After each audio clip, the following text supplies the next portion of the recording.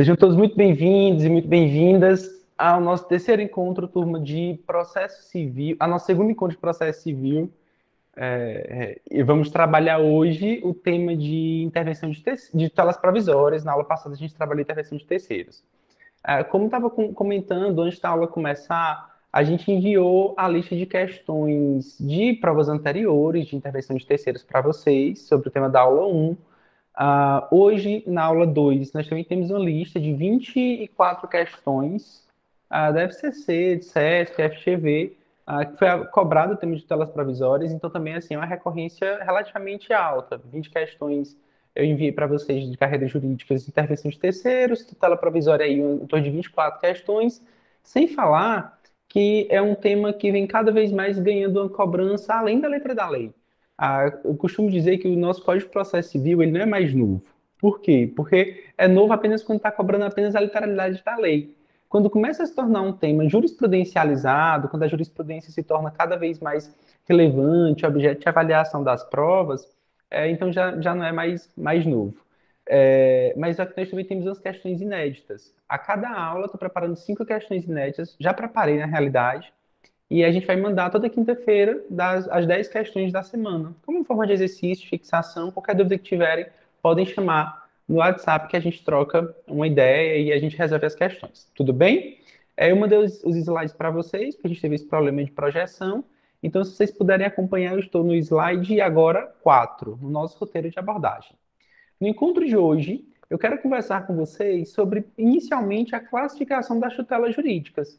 É, é muito importante, no meu sentir, a gente conseguir situar o Instituto dentro de todo o contexto em que ele se encontra, né? Tá, a gente está no Brasil, mas o Brasil está onde? O Brasil está na América do Sul, que está na América, que está no planeta Terra, que está no sistema solar e assim sucessivamente, né? Então, vamos entender e localizar as tutelas provisórias. Onde é que as tutelas provisórias estão? Elas são o quê? Elas são uma espécie de tutela jurídica. Nós vamos detalhar e chegar e visualizar onde é que as tutelas provisórias se encontram.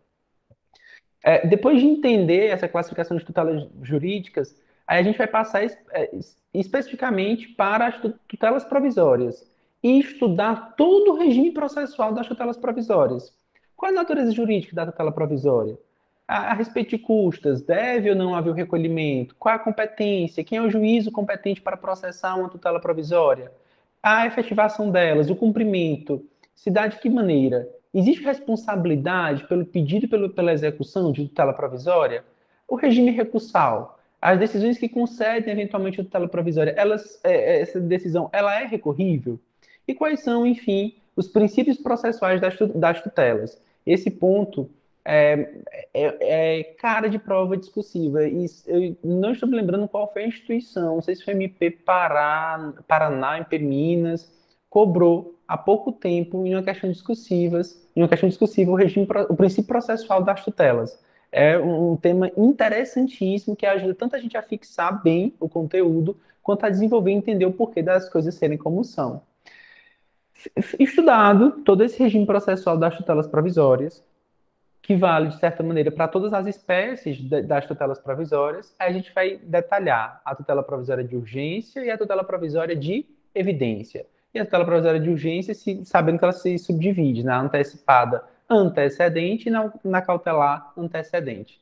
Não se assustem com os nomes, com esses nomes, né, grandes, parece aquelas classificações de oração em língua portuguesa. Oração subordinada é, né, enorme, mas é super fácil. E o nome ele é autoexplicativo. A gente vai conseguir acompanhar isso muito bem. Tranquilo? Deu para entender e ver o que é que nós vamos fazer hoje nas próximas 2 horas, né? Então tá. Vamos lá. Slide seguinte, eu trago para vocês as classificações das tutelas jurídicas. A jurisdição, para que serve a jurisdição? A jurisdição serve para tutelar direitos.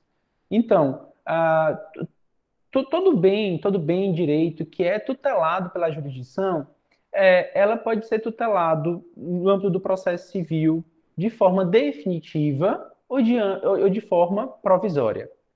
Quando se fala de tutela jurídica definitiva, eu estou falando de quê?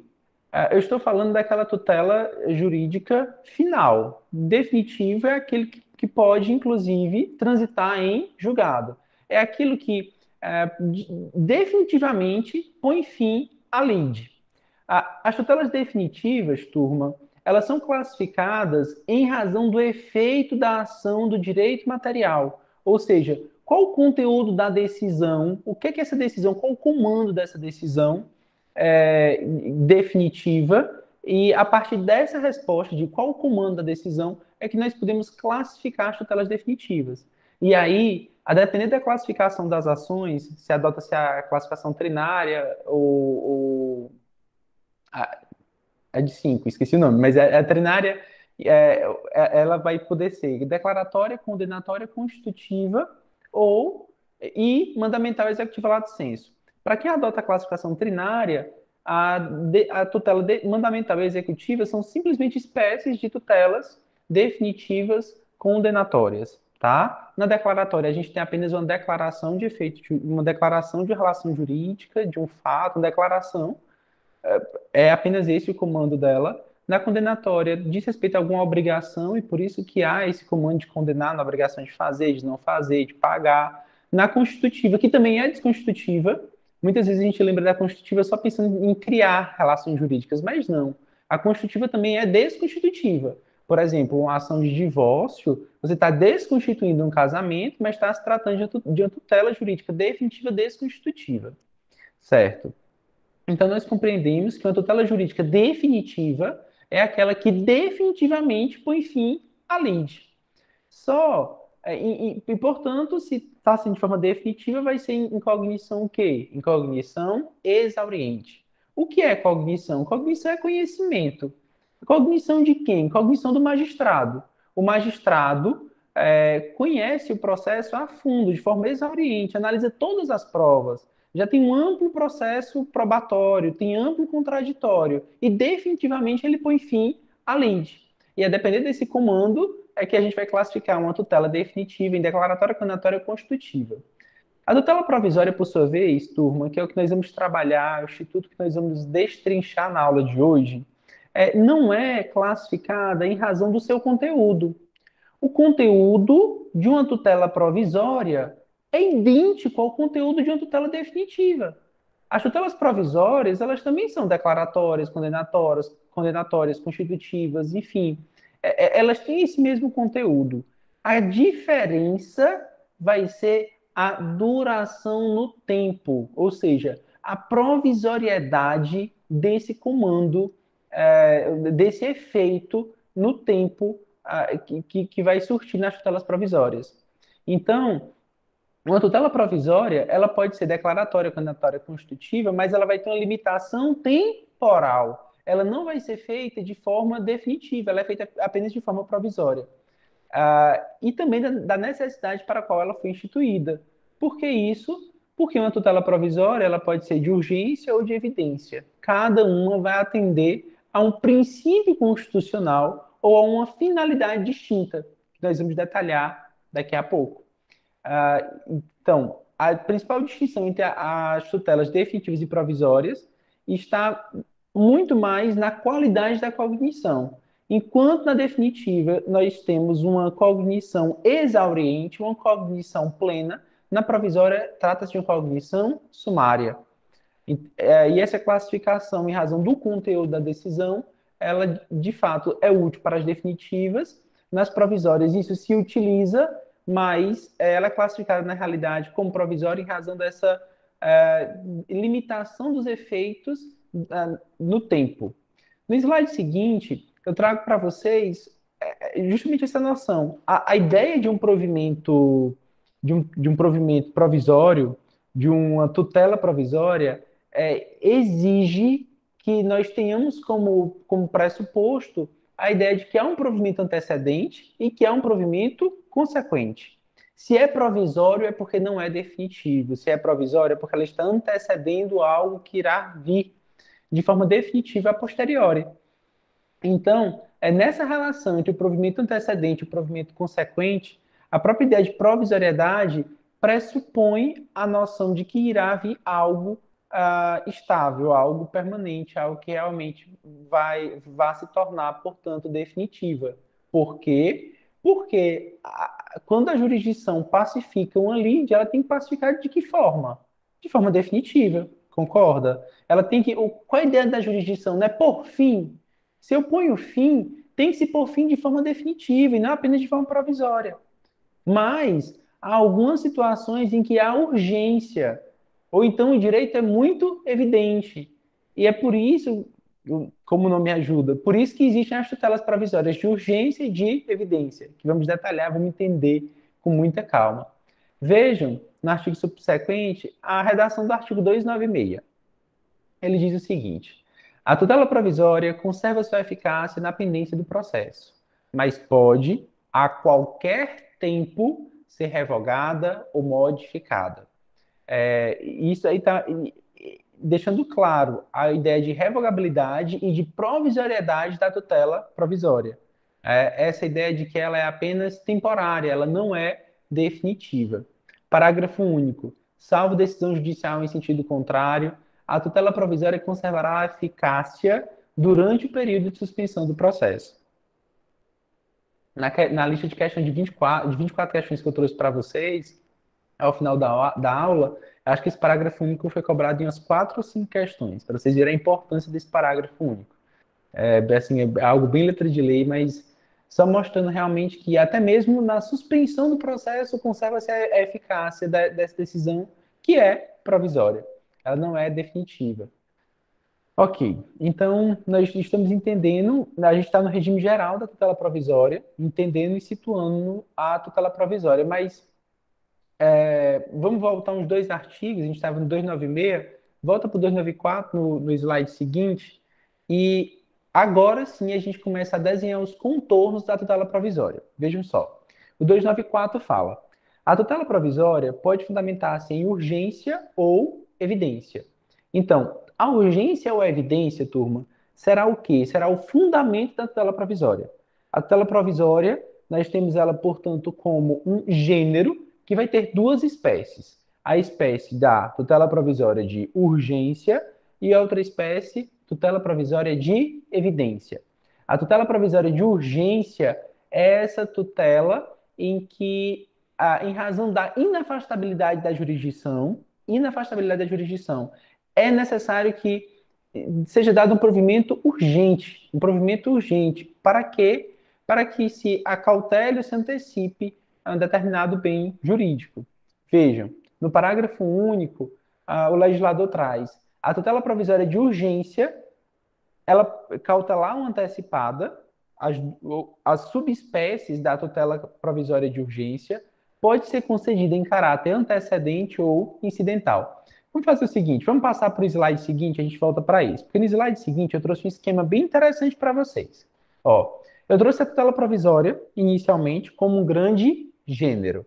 A tutela provisória, esquematizando em 294, ela tem ela possui duas espécies. A tutela provisória de urgência e a tutela provisória de evidência.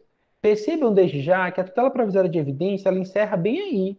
Então, a tutela provisória de evidência, ela não tem nenhuma subespécie. Ela é apenas a tutela provisória de evidência. Mas a tutela provisória de urgência, por sua vez, não. Ela se subdivide. Ela pode ser cautelar ou pode ser antecipada. E as duas podem ser pedidas de forma antecedente ou incidental. Vamos entender alguns termos para ficar claro e não confundir ou saber do que a gente está falando. Veja só. A urgência e a evidência se tratam de quê? Do fundamento do pedido da tutela provisória. A tutela provisória que se funda na urgência e a outra apenas na evidência do direito. Essa evidência do direito, da tutela provisória de evidência, dispensa o quê? Dispensa a própria urgência. A tutela provisória de evidência, que é sim uma grande novidade do CPC de 2015, ela é uma espécie de tutela provisória que dispensa o requisito da urgência.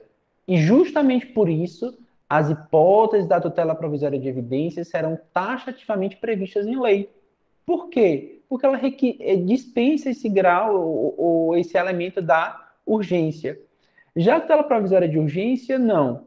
Ela pode ser de 2 espécies, porque a urgência pode ser para 2 finalidades distintas. urgência é o fundamento, mas eu posso estar com urgência apenas para assegurar, para acautelar um determinado bem jurídico. Então, por isso que se trata de tutela provisória de urgência cautelar.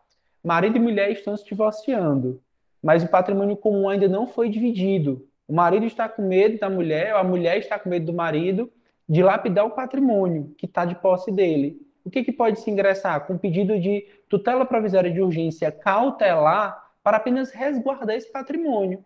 O Poder Judiciário bloqueia esse ativo financeiro aqui, bloqueia esses bens. Não impeça que esses bens sejam desfeitos, que saiam do patrimônio daquela pessoa, porque eu quero brigar por esses bens. Então, é uma tutela provisória de urgência, na tutela provisória de urgência cautelar, busca-se apenas assegurar o resultado útil do processo. É uma medida unicamente sede cautelar, sede conservativa. É uma medida apenas conservativa, que é apenas conservar o direito para poder ser discutido em juízo. A tutela provisória de urgência antecipada, por sua vez, ela não quer apenas, claro, se é urgência, quer assegurar um resultado útil ao processo. Mas, olha só, antecipada. Se eu estou antecipando o quê? A tutela provisória antecipada antecipa o quê? O nome está dizendo que antecipa, mas antecipa o quê? Antecipa o resultado final do pedido. Na tutela provisória de urgência antecipada, a urgência está em ter diretamente aquele bem da vida que se pede de forma final, que se pede em cognição exauriente. Eu preciso ser reintegrado na posse de um bem que eu fui esbulhado, fui retirado do meu imóvel, e eu quero voltar. Então, liminarmente, eu posso pedir uma tutela provisória de urgência antecipada. Qual é o meu pedido final? Ter de volta meu imóvel, voltar para o meu apartamento que eu fui esbulhado, que foi posto para fora. Mas, como a gente sabe que o processo demora, há essa urgência em retornar, eu posso pedir diretamente ao magistrado na petição. Magistrado, antecipe o resultado final, me punha já novamente me reintegre na posse de forma antecipada, antes do fim do processo. E aí vão ter os requisitos legais das tutelas provisórias que nós vamos estudar e entender. Mas acredito que agora a gente já consegue ter uma visão melhor. A tutela provisória, como grande gênero, duas espécies, ou seja, dois grandes fundamentos. Uma pode se fundamentar na urgência, a outra fundamenta-se apenas na evidência do direito. A que se fundamenta na urgência, eu posso ter urgência apenas em acautelar, em conservar um bem, um direito, para depois discuti-lo em juízo, ou então já estou precisando realmente antecipar o bem jurídico da vida pretendido para poder, durante o curso do processo. E somente essa hipótese somente essas hipóteses, somente as tutelas provisórias de urgência, elas podem ser pedidas de forma antecedente ou incidental. Antecedente e incidental, turma, nada mais é do que o momento em que ela é pedida. Só isso. Antecedente.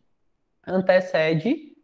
Tá, mas a tutela provisória de urgência é pedida de forma antecedente. Ela está antecedendo o quê? Está antecedendo o próprio processo. A tutela provisória antecedente é aquela que antecipa a própria existência do processo. Nem há processo ainda e se formula em uma petição inicial apenas o pedido daquela tutela provisória de urgência, seja cautelar, seja antecipada, de forma antecedente, antes mesmo que o processo surja. Por quê? Porque há muita urgência. Há muita urgência. Há muita urgência em conservar o bem ou antecipar aquele pedido. Então, havendo essa urgência, pode ser pedida ela de forma antecedente, antes mesmo que exista um processo. A incidental não. A incidental é aquela que ela é pedida no curso do processo ou concomitante ao início do processo. É porque muita gente pensa, se é incidental, então está na fase de audiência de instrução e julgamento, está na fase probatória. Aí, de forma incidental, no curso do processo se pleiteia a tutela provisória. Beleza, isso é tutela provisória incidental.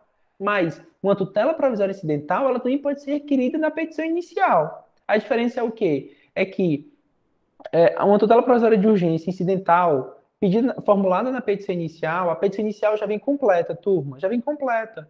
Ele já está expondo todos os fundamentos, todas as razões de direito e todas as razões fáticas, já está detalhando tudo, já está formulando o pedido final e também pede uma tutela provisória de urgência, de forma incidental. Incidental ao próprio início do processo.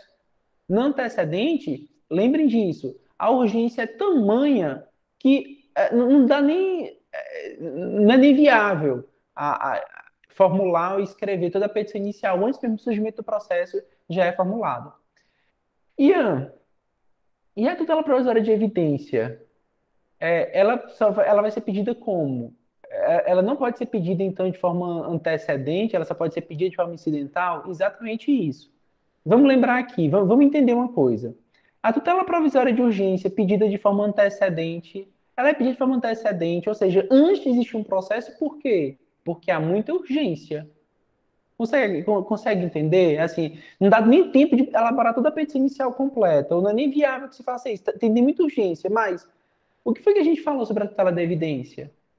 Não tem urgência.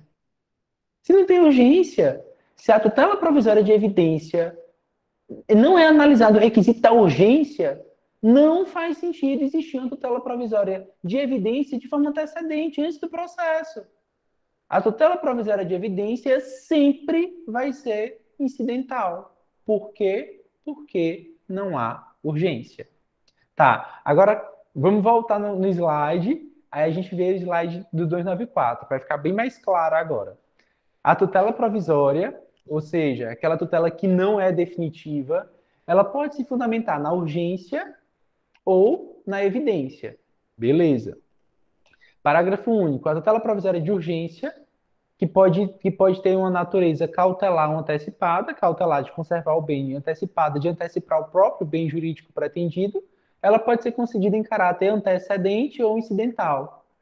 E quais são nossas conclusões, então? Que apenas a tutela de urgência possui espécie, cautelar e antecipada, e apenas ela pode ser requerida em momento antecedente. Por que apenas ela pode ser requerida em momento antecedente? Porque ela tem urgência.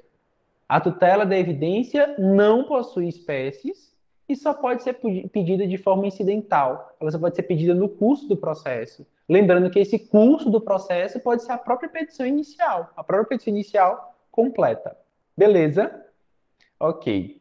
Então, tendo esquematizado, entendido, visualizado agora as tutelas provisórias, tem um slide que eu escrevi somente isso. As tutelas provisórias possuem natureza jurídica de pedido e não de ação. Essa também foi uma transformação do CPC de 73 para o CPC de 2015. Uma mudança que houve entre os códigos de processo civil. Existia, na vigência do CPC 73, uma ação, um processo cautelar. Né? Agora não existe mais esse processo, essa ação cautelar. Vejam que cautelar é apenas uma forma de se pedir. O jurisdicionado pede de forma cautelar um bem, uma tutela provisória, pede-se uma tutela de forma cautelar. Então, não se fala mais em ação cautelar e fica bem claro que a natureza jurídica de uma tutela provisória e da tutela provisória é apenas de pedido.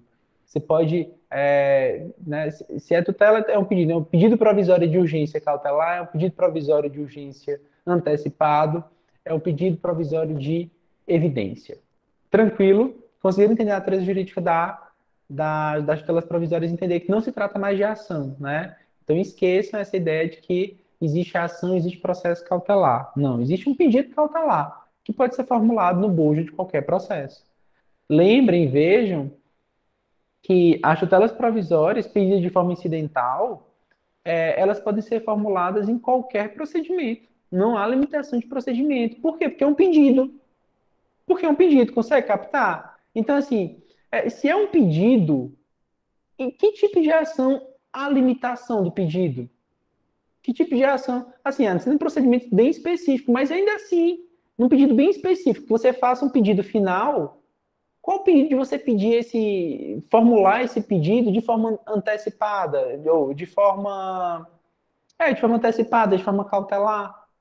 Não tem. Então, ao ter noção de que a natureza jurídica e da tutela provisória é de pedido, eu consigo compreender que ela pode se encaixar, que ela pode ser formulada no bojo de qualquer processo, de qualquer procedimento.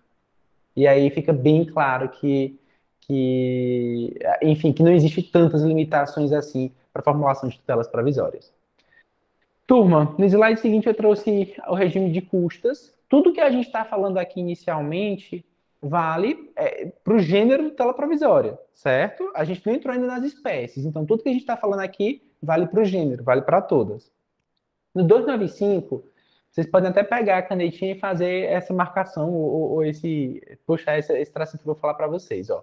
A tutela provisória requerida em caráter incidental independe do pagamento de novas custas. Independe do pagamento de novas custas. Por favor, lembrem disso. É de novas custas. Se é incidental, essa tutela provisória está sendo pedida quando? No curso do processo. Já existe um processo. Para começar o processo, precisa de quê? De recolhimento de custas, né? Porque a jurisdição é cara. Os nossos salários precisam ser pagos, nossos subsídios. Então, a jurisdição tem um preço. A máquina, o aparelho, tem um preço. E essas custas vão ser pagas quando do começo do processo. Então, é por isso que na tutela provisória, no pedido provisório, eu estou apenas formulando um pedido de forma incidental. Lembra? A tutela não tem natureza de pedido? Quer dizer que para eu pedir alguma coisa no custo do processo, eu tenho que pagar novas custas? Não faz sentido, é um pedido. Então, não. Vocês só tomem cuidado, porque esse 295, eu estou dando essa atenção toda para ele também, porque acho que umas 3 questões da lista de vocês respondem só com a leitura do 295. É bobo. Mas também não vamos procurar pelo em ovo. Não vamos procurar pelo em ovo. Ó, o, o CESP colocou assim, no item promotor de justiça de Santa Catarina, né? Vai ser a segunda questão da lista de vocês, mas essa eu sinto necessidade de comentar. Ele afirma, abre aspas, a tutela provisória incidental requerida por Nicolas, que ele deu um caso concreto, depende do devido pagamento de custas. Ele deu uma situação concreta em que foi formulado um pedido incidental de tutela provisória, certo? Já viu o processo, incidentalmente foi formulado esse pedido. Aí ele afirma isso. A tutela provisória incidental requerida por Nicolas depende do devido pagamento de custas. Casca de banana, André. Porque assim, se você for refletir, tá, esse pedido incidental formulado por Nicolas depende do pagamento de custas? Ah, dependeu do pagamento das custas iniciais do processo. Mas é isso que ele está querendo falar? Não, não é isso que ele está querendo falar. Ele está querendo falar isso. A tutela provisória incidental, aí troca a tutela provisória por pedido. A tutela por pedido, a tutela por natureza de pedido, depois vai e troca. O pedido provisório requerido por Nicolas depende do pagamento de custos. Aí você consegue ver nitidamente que está errado. E era esse, de fato, o gabarito, é errado. O pedido provisório, o pedido incidental, não faz sentido você exigir novas custas pelo pedido incidental, tá? Mas, a contrário senso, a tutela provisória requerida em caráter antecedente depende do pagamento de custas. Lembra? A antecedente, turma, o que foi que eu falei da antecedente para vocês? É que ainda não há processo. Se não há processo, foi recolhido custas? Não, não foi recolhido custas. Então, se não foi recolhido custas ainda, esse pedido feito antes de existir um processo, ele precisa que se pague, que se recolham custas. Não é fácil entender agora a razão de um pedir custas e de outro não exigir custas. Né? Quando a gente tenta só decorar, incidental não, incidental independe, incidental independe. A gente que tentava decorar assim, né? Mas você pode tropeçar no caminho da prova, aí troca depois as letras e depois o mnemônico foi embora. Então é muito melhor a gente entender realmente o porquê das coisas, não só tentar decorar. Então, beleza. Entendemos o regime de custas? Alguma dúvida? É recorrente. Tá. É recorrente essa cobrança. No 299, trata da competência.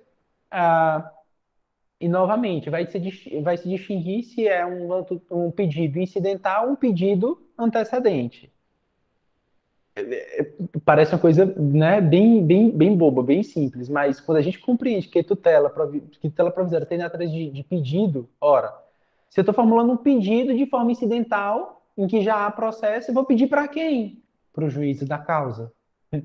Se eu estou pedindo de forma antecedente, quando ainda não há um processo, se ainda não existe processo, formulo esse pedido para quem? Para aquele que seria o competente em conhecer esse pedido principal.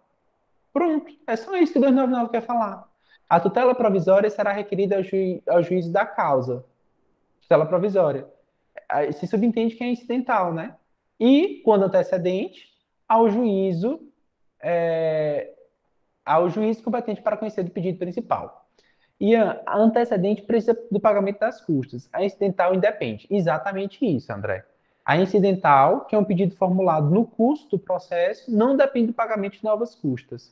Por quê? Porque já foi recolhida custas quando o processo começou. A antecedente precisa do pagamento de custas, por quê? Porque ainda não há processo. Se não há processo, nunca foi recolhido custas. Então, a jurisdição não é de graça, né? Não existe almoço grátis, enfim. Certo.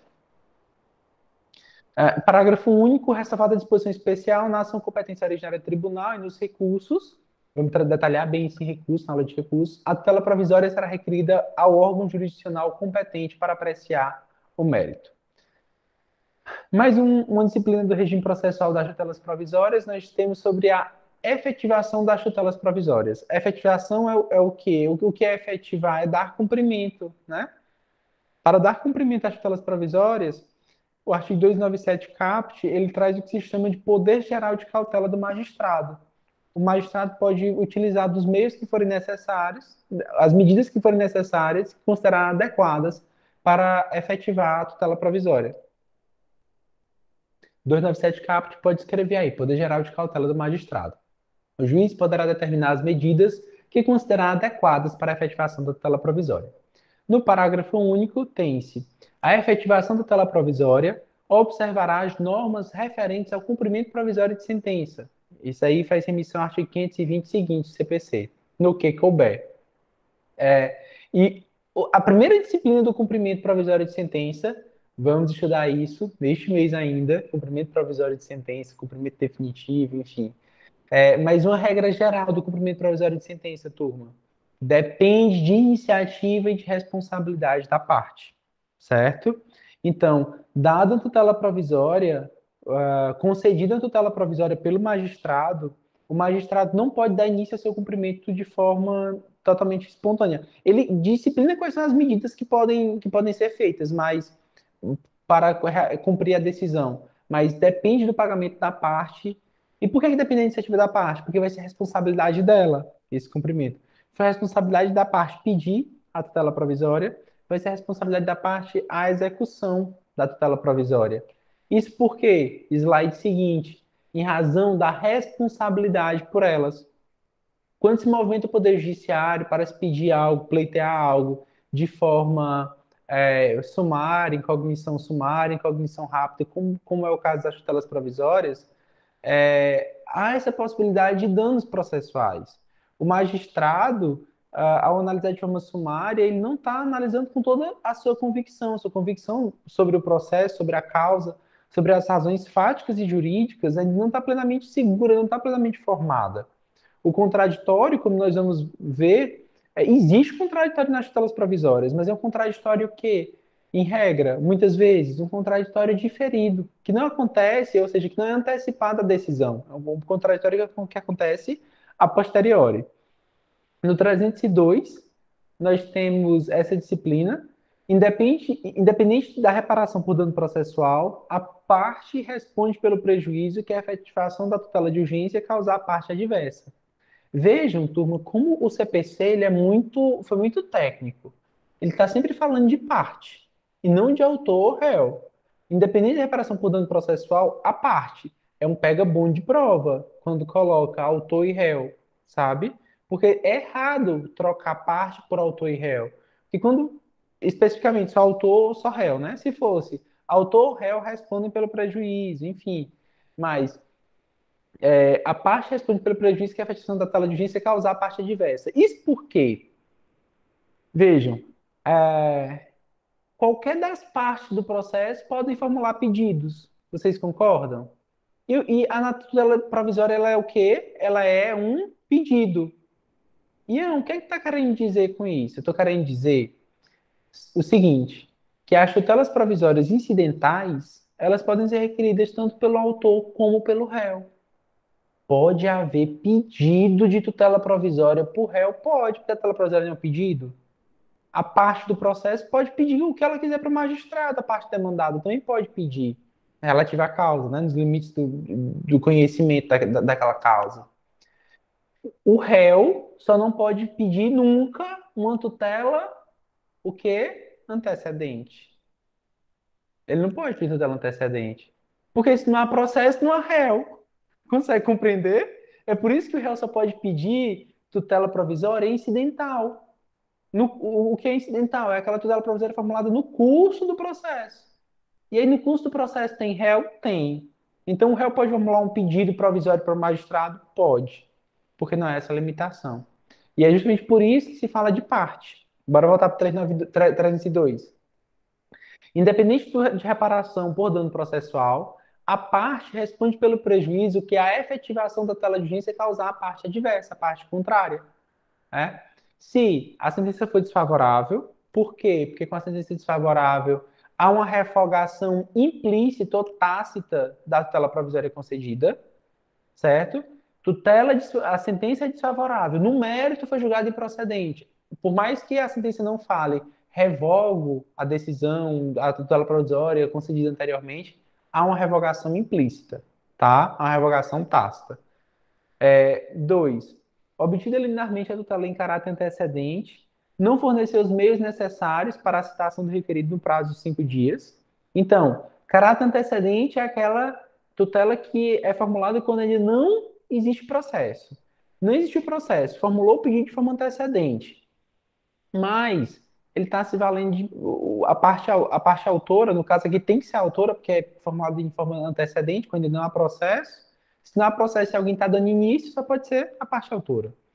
E se ela não dá os meios de citação do réu, no prazo de 5 dias, é como se houvesse um abuso da boa-fé dela. Ela está querendo se valer daquela tutela provisória que foi concedida sem a oitiva do réu de forma permanente, de forma a prolongar no tempo os efeitos dessa decisão, sem permitir que o réu ingresse no feito e possa discutir a justiça daquela decisão. É por isso que se ela for pedir de forma liminar e não fornecer isso de forma antecedente e não fornecer os meios para citação em 5 dias, lembra desse prazo, 5 dias, ela pode responder pelos danos, pelos prejuízos que causar. 3.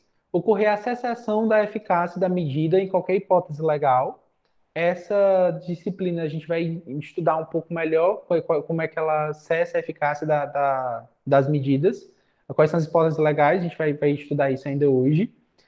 Ou o juiz acolher a alegação de decadência e prescrição da pretensão autoral. Não tem direito, o direito foi. Houve a decadência, houve a prescrição do direito, então é muito. Parece com né? O 4, porque acaba havendo julgamento improcedente também. Certo. Parágrafo único. A indenização será liquidada nos autos em que a medida tiver sido concedida sempre que possível. Veja, sobre isso, o próximo slide eu trouxe alguma jurisprudência para vocês. A parte em vermelha. A obrigação de indenizar a parte adversa dos prejuízos advindos com deferimento da tutela provisória posteriormente revogada é decorrência ex lege da sentença de improcedência ou de extinção do feito sem resolução do mérito, sendo dispensável, portanto, o pronunciamento judicial a esse respeito, devendo o respectivo valor ser liquidado nos próprios autos em que a medida tiver sido concedida, em obediência, inclusive, aos princípios da celeridade e economia processual. Então, você pode voltar no 392, no 302 e escrever ex lege, decorre da lei. Essa responsabilidade pela tutela provisória depende da lei. O que a jurisprudência está dizendo para a gente? A jurisprudência está dizendo o seguinte, que na sentença de improcedência, numa decisão desfavorável, o magistrado não precisa escrever expressamente revogo a decisão de tutela provisória concedida em ID tal e, em razão disso, condendo a parte que foi beneficiada pelos prejuízos causados à parte adversa. Não precisa escrever isso. Simplesmente do fato dessa sentença de improcedência ou dessa sentença desfavorável, o fato por si só decorre da lei essa responsabilização da parte adversa. Então, apenas essa sentença, mesmo que não haja um comando nesse sentido de responsabilização, já serve ou já pode ser utilizada como instrumento para a liquidação e a reparação dos prejuízos, certo? De preferência nos mesmos autos. no slide seguinte, é consequência natural, ou seja, é consequência ex lege, decorre da lei. A diferença do ex lege é opúdice, tá? Opus enfim, a diferença do decorre da lei seria aquele que decorreria de um pronunciamento do magistrado, do juiz. É consequência natural da improcedência do pedido, dispensando-se nessa medida pronunciamento jurisdicional, judicial que imponha de forma expressa o quê? A obrigação de indenizar o dano causado pela execução da tutela antecipada posteriormente revogada. Eu só quero detalhar uma coisa com vocês, que no 302 ele fala assim, responde pelo prejuízo que a efetivação da tutela de urgência causar a parte diversa.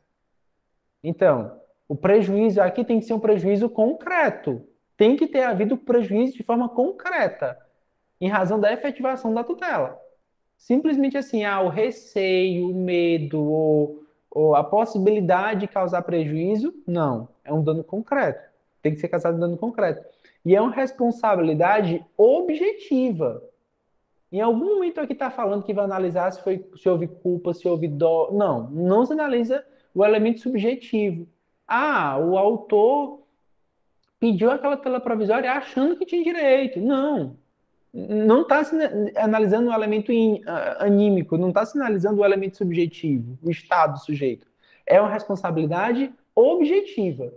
Então, nesse 302 são várias remissões que a gente pode fazer, né? A gente pode botar que é ex lege, essa parte da sentença desfavorável, né? Enfim. E que ela também além de ser ex lege, é uma responsabilidade de natureza objetiva, não é subjetiva. Tranquilo, turma. Então, duas jurisprudências sobre isso. Estamos quase finalizando a disciplina jurídica geral das tutelas provisórias. Beleza, Ana? Regime recursal. Ah, vamos lá. Ah, da decisão que revoga ou modifica durante o processo, vai se aplicar o artigo 1015.1 do CPC. Depois da aula de recurso, sabe, vocês vão ter isso bem claro. 1015 está falando de agravo de instrumento. 1015 é agravo de instrumento. A gente se familiariza a esse nível realmente com os artigos. Então, revogação ou modificação durante o processo, 1015.1 do CPC, recurso de agravo de instrumento.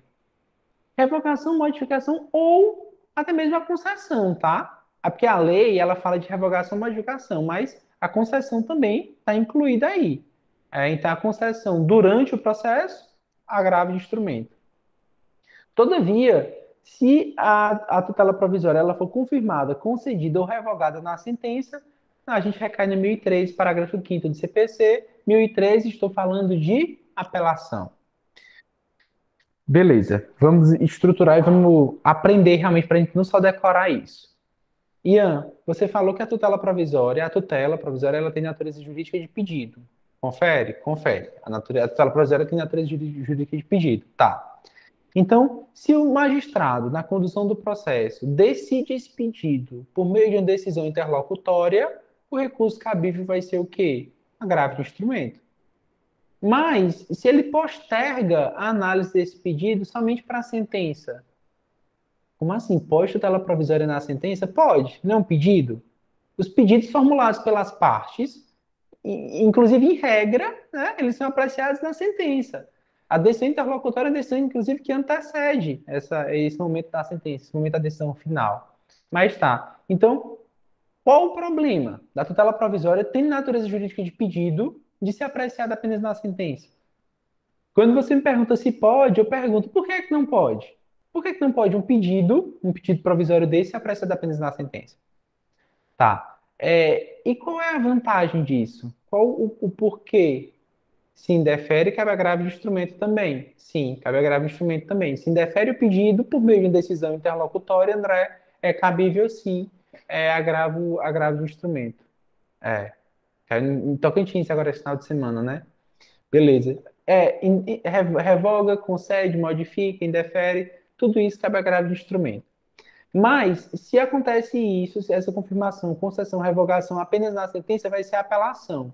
E por que apelação, Ian? É simples, turma. Por que que há... Não por que que há apelação. Apelação vocês sabem por que é. Porque é em sentença. Se está veiculado em sentença, Da sentença cabe apelação. Mas qual é a vantagem de se conceder, confirmar ou revogar eventual tutela provisória na sentença? É simples. São os efeitos em que o recurso será recebido. Em regra, a apelação civil, ela possui um duplo efeito. A gente vai detalhar isso na aula de recurso, então não vou aprofundar muito, mas ela possui efeito devolutivo e suspensivo. Devolutivo, devolve toda a matéria para discussão do tribunal. Suspensivo, suspende o cumprimento da decisão. Ocorre que, havendo na sentença um comando que confirma, concede ou revoga uma tutela provisória, essa parte vai ser recebida apenas no efeito devolutivo. Ou seja, ela pode ser cumprida de forma imediata. É por isso que a concessão de tutela provisória em sentença, o que é que possibilita? Possibilita imediato cumprimento, mesmo que provisório, né? Mesmo que provisório não, de forma provisória, porque não houve trânsito em julgado ainda. E possibilita o cumprimento já de imediato daquele pedido. Por quê? Porque esse pedido não vai ser suspenso, não vai ser recebido no efeito suspensivo, que é um efeito natural do recurso de apelação. Tranquilo? Deu para compreender a importância de eventual confirmação, concessão ou revogação da tutela provisória na urgência ou na sentença. Ok. Então, nós, antes de adentrar em cada uma das espécies de tutela provisória, eu quero conversar com vocês nesse slide seguinte, apresentar para vocês quais são os princípios processuais das tutelas provisórias. Cara de prova discursiva, isso, tinha prova oral, tem cheiro realmente de prova. Mas não só. Aí ainda estou no objetivo, você já está falando isso, não, mas é porque isso te ajuda também a entender e compreender a matéria. Fique tranquilo. E já já isso é uma realidade para você também, com fé em Deus. Tá. A tela de urgência, turma, se baseia em quê? Se baseia no princípio da inafastabilidade da jurisdição. Um pedido de urgência, ele não pode ver há tanta urgência que precisa ser que há tanta urgência naquele pedido que é formulado pela parte que a jurisdição não pode se negar de conhecer aquele pedido. Então, é a própria inafastabilidade da jurisdição. ah, não se afastará qualquer lesão ou ameaça a direito, ameaça de lesão. Até mesmo essa ideia preventiva. Por isso que a tutela provisória, em decorrência dessa inafastabilidade da jurisdição, a tutela provisória de urgência se funda nessa inafastabilidade da jurisdição, de que nem mesmo um provimento, nem mesmo uma necessidade muito urgente pode ser afastada de apreciação do Poder Judiciário. Isso enquanto se aguarda a eficácia do provimento definitivo. Não dá para ficar à margem esperando apenas esse provimento definitivo, esse provimento final, para se tutelar um determinado direito, determinado bem nessas hipóteses de extrema urgência. A tutela da evidência, por sua vez, ela se baseia, se funda no princípio da duração razoável do processo.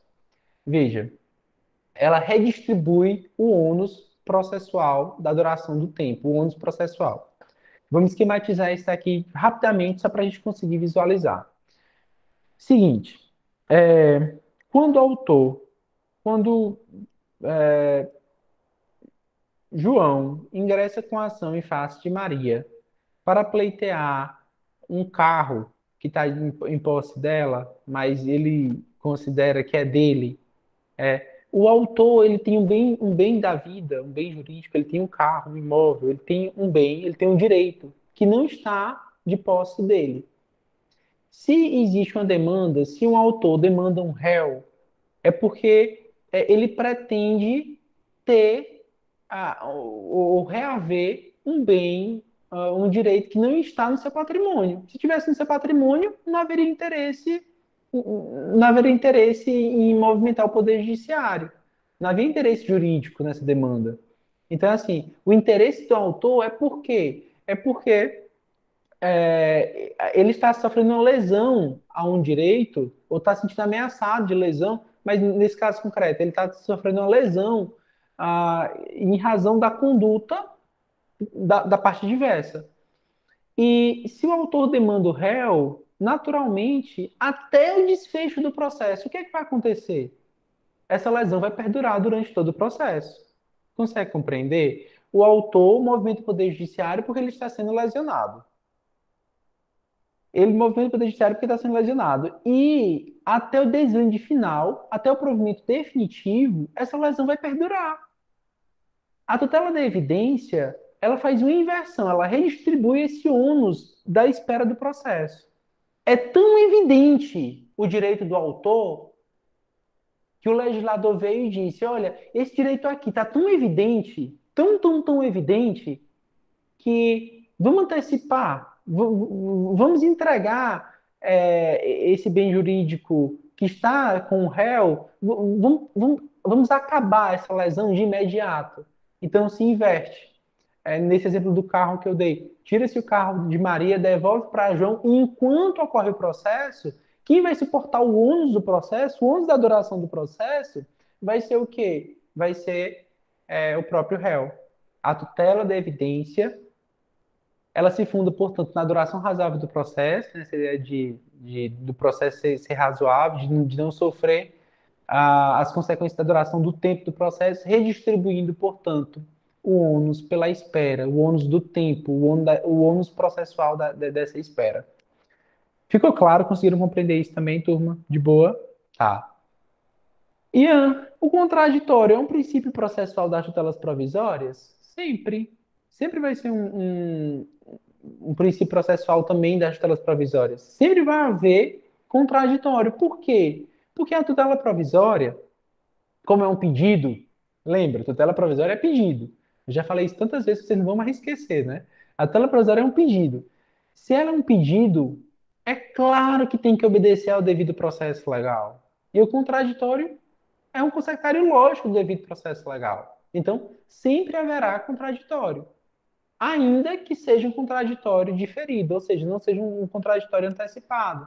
É possível, sim, que em alguns momentos o Poder Judiciário, o magistrado, decida antes de ouvir a parte adversa. É, inclusive, uma exceção. Lá no artigo 9º, no parágrafo único, uma das hipóteses de exceção do artigo 9º, está a concessão de tutela provisória, né, de forma liminar, como uma exceção ao contraditório antecipado, ao contraditório prévio. Isso não dispensa o contraditório. Tranquilo? Agora sim, vamos adentrar especificamente na tutela provisória de urgência.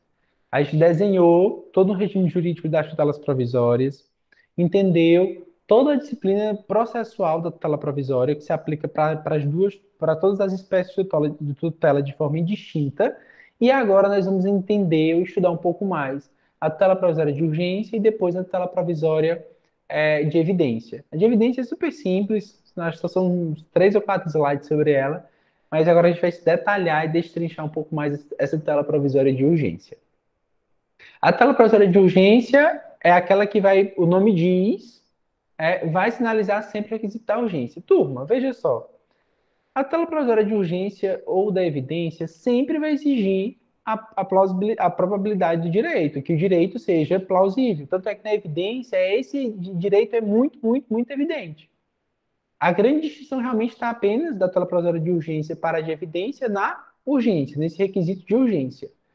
A tutela provisória de urgência ela pode ser antecipada ou cautelar. Eu já apresentei isso para vocês e até expliquei um tanto, mas só reforçando. Na tutela provisória, porque isso agora vai fazer muito sentido quando a gente for trabalhar as tutelas antecedentes. A tutela provisória antecipada, ela tem natureza satisfativa. Ela tem natureza realmente de antecipar aquele provimento final que você espera com o processo, que a parte espera com o processo. Na cautelar, não. Tem natureza apenas conservativa. Eu sei que vocês já sabem que existe um instituto chamado estabilização da tutela provisória, né? A gente vai detalhar ele já já, mas antes disso, eu quero mostrar uma coisa para vocês. Na estabilização da tutela provisória, o que é que vai acontecer? Uma decisão vai se tornar estável, vai perdurar ao longo do tempo, né? A ideia é essa. Tem como perdurar, tem motivo para perdurar uma tutela que apenas vai conservar um bem? Eu posso conservar de eterno um bem? Não faz sentido. Não faz sentido. É por isso que não se estabiliza a tutela cautelar. Só por isso. Por quê? Porque ela tem natureza meramente conservativa. Como é que você vai se conservar de forma estável? Qual é o sentido disso? Não. Se a cautela se conserva justamente para discutir e resolver de forma definitiva. Mas, por que que é antecipada? Então é antecipada, Ian? Antecipada antecedente que pode se estabilizar? Sim, porque ela tem natureza satisfativa. Já antecipou o bem jurídico. Se antecipou o bem jurídico e cumpriu todos os demais requisitos que nós vamos estudar, aí sim ela pode se estabilizar, tá? Então, assim, entendendo o porquê das coisas. O aluno potente é esse, aquele aluno que entende o porquê das coisas. Agora já ficou bem claro por que que um se estabiliza e outra não se estabiliza. Se estabiliza é aquela que tem natureza satisfativa, aquela que vai apenas conservar o bem, não tem motivo nem razão de se estabilizar. Beleza. A tela provisória de urgência, como espécie de tela provisória, ou seja, tanto a cautelar quanto a antecipada, elas possuem alguns requisitos legais comuns, que estão lá no artigo 300. Vamos lá. A primeira são os próprios elementos que precisam ser analisados quando da decisão pelo magistrado a respeito dessa tutela. Então, a tutela de urgência será concedida quando houver elementos que evidenciem probabilidade do direito e o perigo de dano ou o risco ao resultado útil do processo. Essa parte final é justamente o que? A urgência. O direito tem que ser provável e por que que o direito tem que ser provável? Por que não a certeza do direito? Por conta da cognição, turma. A cognição aqui é sumária, o magistrado não tem tempo de exaurir o processo ainda em razão da própria urgência, do perigo de dano de de risco de resultado útil do processo. Então, como não há esse tempo, há essa urgência, a análise é apenas feita no campo da probabilidade, tá? Probabilidade de direito. Esses são, portanto, os dois requisitos para as tutelas provisórias de urgência. No parágrafo primeiro, fala da possibilidade do magistrado exigir caução real ou fidejussória, podendo ela ser dispensada se a parte foi suficiente. Então, parágrafo primeiro, apenas essa ideia de acautelamento do próprio juiz a respeito dos danos que podem advir da efetivação da tutela provisória. E isso está relacionado com aquela ideia de responsabilização. Lembra que a gente falou que uma tutela provisória tem responsabilidade ex lege e objetiva, né? Então, se tem essa responsabilidade, o magistrado tem que se preocupar também em garantir que eventual dano vai ter como ser compensado. Por isso, parágrafo primeiro. No parágrafo segundo, fala que a tutela de urgência pode ser concedida liminarmente ou após justificação prévia. A justificação prévia nada mais é do que uma audiência apenas para justificar. Apenas assim, os elementos trazidos na inicial não foram suficientes, o magistrado quer ter esse contato com a parte para ouvir a parte. Então, justificação prévia é uma audiência feita apenas com essa finalidade de entender um pouco mais a causa e ter esse contato direto com as partes. Aí, parágrafo terceiro, a tutela de urgência de natureza antecipada não será concedida quando houver perigo de irreversibilidade dos efeitos da decisão. Lembra, a tutela antecipada, primeira coisa, Ian, por que que tem uma previsão dessa para a tutela de natureza cautelar? Gente, se é de natureza cautelar, se é apenas para conservar, como é que o que é feito apenas para conservar vai ser reversível? Se o pedido, se o pedido é apenas de cautelar, se o pedido é apenas para conservar, é assim, bloquear um patrimônio, colocar em depósito grão de soja, enfim, são coisas que são apenas com essa finalidade conservativa. Se tem apenas essa finalidade conservativa, não tem como ser reversível. É por isso que não tem essa previsão para a tutela cautelar. Por isso que tem só para antecipada. Então, a tutela de urgência de natureza antecipada, aquela que de fato antecipa o bem final pretendido, ela não vai ser concedida quando houver perigo de irreversibilidade, ou seja, quando ela não puder ser desfeito. Isso se trata de um requisito negativo. Existem dois requisitos gerais da tutela provisória, probabilidade, perigo de dano, e existe um requisito negativo. Então, prova oral, prova discursiva. Candidata, qual é o requisito negativo das tutelas provisórias de urgência? Excelência. O requisito negativo é a impossibilidade, é o perigo de irreversibilidade. Mas atenção, cuidado. A jurisprudência há muito já mitigou esse parágrafo terceiro no que diz respeito essencialmente ao direito à vida e direito à saúde, certo? Então, em demandas de saúde que envolvam, por exemplo, a realização de uma cirurgia, está se cobrando de um plano de saúde pedindo que ele realize essa cirurgia. Ah, é reversível? Tem como voltar no tempo depois e voltar ao status quo antes? Desfazer a cirurgia? Não, não tem. Uma tutela dessa, um pedido desse, pedido de forma antecipada, é um pedido, se concretizado, de natureza irreversível. Não tem como voltar ao status quo antes. Mas, nesse sopesamento, tá? Mas também a própria vida da pessoa que está em discussão. Também pode ser reversível as consequências da não concessão. Quando esse duplo risco de irreversibilidade para um ou para outro, em especial se tratando de direito à vida e direito à saúde, a jurisprudência já mitigou isso, e aí se resolve por perdas e danos, eventualmente. Ah, de fato, o plano de saúde não deveria custear, beleza, então vai executar o patrimônio, vai reaver por perdas e danos, de forma financeira. Mas esse parágrafo terceiro já foi há muito superado, ou mitigado, pela jurisprudência nessas hipóteses. E se trata de requisito negativo. Tranquilo? Turma, esses são os requisitos legais. Mas no slide seguinte eu trouxe assim para vocês: tutela provisória de urgência e requisitos comuns. Vamos lá então trabalhar esses 6 pontos de forma bem rápida. É como se fosse uma grande revisão de tutela provisória de urgência. Primeira coisa, a própria urgência. A tutela provisória de urgência, ela tem como requisito esse risco da demora da prestação jurisdicional. Então, em razão desse risco de demora, ela é pedida de forma urgente e, por consequência, o 2, o cognição sumária. O magistrado, o juiz, ele tem que decidir de forma rápida. Ele tem que decidir de forma não cognição exauriente, em cognição plena, mas de forma. O sumário é isso. Lembra de um livro? O que é um sumário? É como se fosse apenas pontos, né? É como se fosse apenas aquele que está contido. Então, é algo rápido, é algo breve, é como se fosse um resumo. E justamente por ser decidido em cognição sumária, essa decisão vai ser provisória. Por que provisória? Porque o magistrado decide de forma sumária. Quando o magistrado aprofundar um pouco mais a cognição, em ter contato com mais elementos de prova, em ter contato com a contestação, em ter contato com os outros elementos que a parte diversa pode trazer ao processo, ele pode simplesmente modificar o entendimento dele. Ah, não, não faz sentido essa concessão de tutela provisória. E justamente por ser provisória, ela pode ser revogada a qualquer tempo. Né? Ela pode ser revogada a qualquer tempo.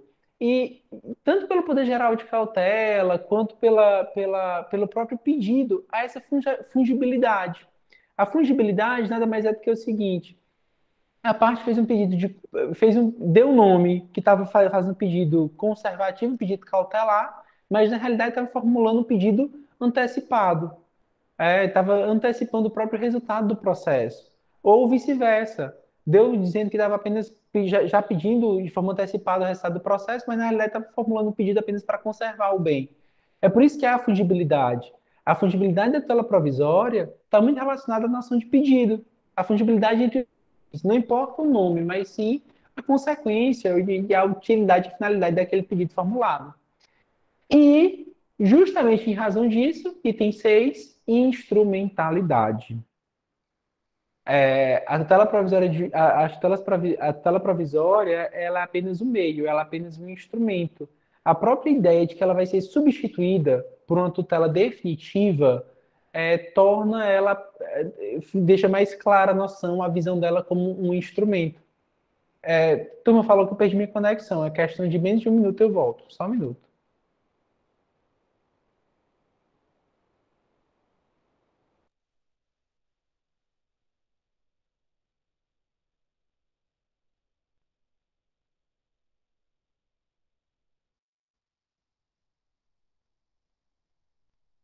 Voltei. Então, a ideia de instrumentalidade nas tutelas provisórias é isso. É a ideia de que ela é apenas um meio. A tutela provisória é um instrumento, um meio. Lembra do princípio da instrumentalidade das formas?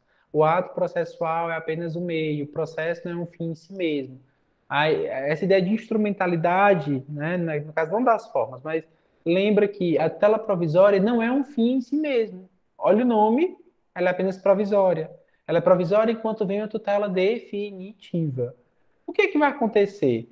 Vai acontecer que essa instrumentalidade vai ser mitigada pela tutela provisória de urgência antecipada, requerida em caráter antecedente. A gente vai já detalhar esse ponto também, tá? No 301, de 24 questões, eu acho que caiu sei lá, em 5 ou 6.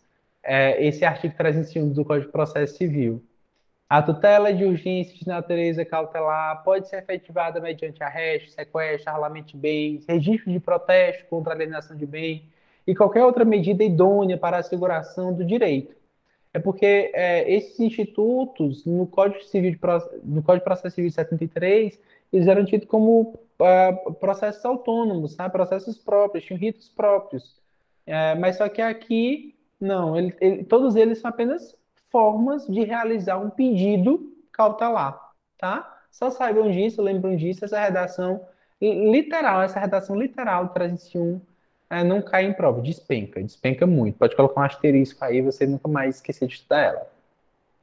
Agora, turma, tendo feito essa disciplina geral das tutelas provisórias de urgência, vamos detalhar a tutela provisória de urgência requerida em caráter antecedente. Primeiro antecipada, depois a cautelar.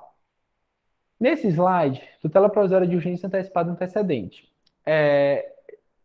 Vamos detalhar o nome, porque o nome ajuda, o nome explica, né? A tutela provisória é um pedido provisório, certo? É um pedido que não é o definitivo. De urgência, então, além da probabilidade de direito, tem que haver o risco ao resultado útil do processo, o risco da demora. Se ela é antecipada, está se antecipando o próprio bem da vida jurídico pedido. E antecedente é porque está sendo pedido quando ainda não há processo. Tá. Então, uma petição dessa tutela, ela tem que ser como? Tudo isso está no 303, esses requisitos. Ela tem que indicar o pedido de tutela final. Vê como é óbvio que ela tem que pedir o pedido de tutela final. Ela tem que dizer qual é o pedido final para se caracterizar que ela está sendo de fato uma antecipada. Porque assim, antecipada não antecipa o fim do processo, não é?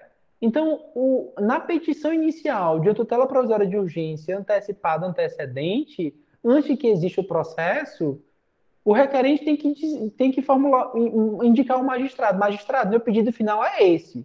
E é justamente esse pedido que eu quero antecipar. É por isso que tem que formular o pedido final. E esse pedido final, ele vai ser inclusive base para o cálculo das custas. Se é antecedente, ainda não há processo. Se não há processo, nunca foi recolhido custas.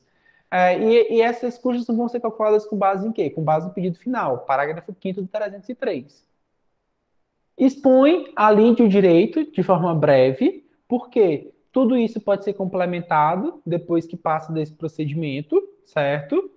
E vai comprovar a probabilidade do direito, o período do dano, o risco e o resultado do processo. São os elementos gerais. Esse item 3 aí que eu trouxe para vocês são os requisitos gerais da tutela provisória de urgência. E, pela própria redação 303, ele tem que deixar claro que está utilizando o Instituto. Por que isso? Justamente por dois motivos. Porque essa tutela provisória de urgência antecedente, ela pode se estabilizar, e porque o magistrado precisa saber, para poder depois mandar ele completar as razões de fato e direito que ele pretende ter, certo?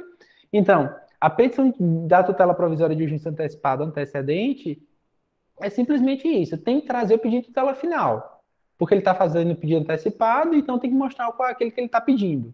Expor a lei de direito, justamente para o magistrado poder analisar essa probabilidade e o perigo do dano. E ele tem que indicar que está utilizando o instituto. Tranquilo, né? No slide seguinte, eu trouxe para vocês o procedimento, que eu acho graça. desse procedimento? Quando vão para os Instagrams fazer mapa mental, vem professor explicar, dizer que é muito complexo, que é muito confuso, que é muito. Gente, não tem nada de confuso. O regime, essa parte inicial, é só essa parte inicial que muda. Já já passa no procedimento comum. Já já passa no procedimento comum. Audiência, se não houve acordo, contestação, e aí vai se processar tudo normal, de acordo com o procedimento comum. O que muda são só duas coisas. Ó, acompanha aí, o verdinho. O verdinho é se a tutela for concedida. Então, o autor, e por que que você está falando autor, Ian? Você não disse que a tutela provisória pode ser pedida por autor e réu? Disse. Mas antecedente só pode ser pedida pelo autor. Porque antecedente é formulada quando não existe processo ainda, né? Então, se é formulado quando não existe o processo ainda e vai dar início a um processo, pode dar início a um processo, tem que ser quem? O autor. Então tá. O autor formula o pedido e aí o magistrado, o verdinho, pode conceder a tutela. E depois que concede, o juiz dá um prazo de aditamento. Ó, você tem 15 dias ou outro prazo maior para aditar inicial, complementar suas razões de direito de fato. Morreu, gente. A partir daí é o procedimento comum. Pronto. Aí é o procedimento comum. Chama o réu para audiência, realiza a audiência, houve acordo, não houve acordo, contestação. Segue o rito. Só mudou isso. Por que a gente complica? Não tem que complicar. Tá, agora vamos para o roxinho. O autor formulou o pedido de tutela antecipada antecedente. O juiz, não fiquei convencido. Vou determinar a emenda aqui da petição em 5 dias, sob pena de indeferimento da peça. Aí, se você não emendar, eu vou extinguir o processo sem resolução do mérito. Item 3. Morreu o processo. E se aditar, Ian, procedimento comum? Pronto. Agitou em 5 dias procedimento comum. É só esse procedimento da tutela provisória de justiça antecipada antecedente. Não tem motivo para complicar. Não tem motivo para fazer um quadro esquemático muito grande. É só essa parte que muda. Se conceder, vai depois dar um prazo de 15 dias para aditar, outro prazo maior. Se não conceder, vai determinar a emenda da petição em 5 dias para complementar a razão e aí vai processar o pedido na forma do procedimento comum. Beleza, turma. Conseguiram visualizar o procedimento de forma bem tranquila? Tá. Para chegar, são mais 4 itens que eu trouxe para vocês, né? Se antecipada é satisfativa, lembra disso. A gente antecipa, então não é cautelar. Antecipada se opõe a cautelar. A cautelar é apenas para conservar. Antecipada não. Antecipada é satisfativa. Então, se antecipada é satisfativa. Ela é antecedente porque não há processo em curso e ela pode, portanto, se é satisfativa, ela vai poder se estabilizar com mitigação da instrumentalidade. Por que essa mitigação da instrumentalidade? Porque vocês lembram, quando eu estava falando da instrumentalidade para vocês, eu expliquei que a tutela provisória ela é apenas um meio, um instrumento, enquanto se aguarda a tutela definitiva. Com a estabilização da tutela, não vai haver essa substituição. Vai ser essa tutela provisória que vai perdurar, ter defeitos ao longo do tempo. Beleza? É só isso. A gente vai estudar a estabilização já já. Ela tem, de certa forma, a estabilização, né? A estabilização ela vai ter, de certa forma, uma natureza negocial.